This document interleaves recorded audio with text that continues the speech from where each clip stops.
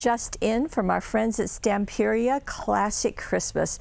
Now, we had a 12 by 12 Classic Christmas a while ago, but they've released the 8 by 8 with matching die cuts, so we just couldn't resist. Now, there are 10 sheets. As I said, it's 8 by 8.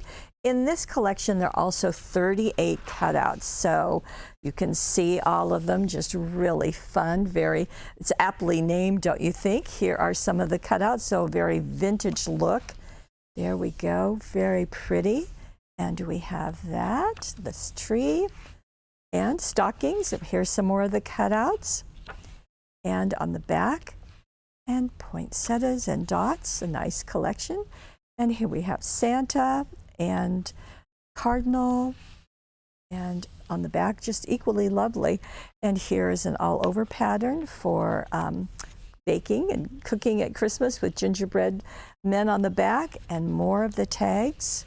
And on the back side, a very winter scene, very pretty holly on the back, and more holly there, and trees, and more trees.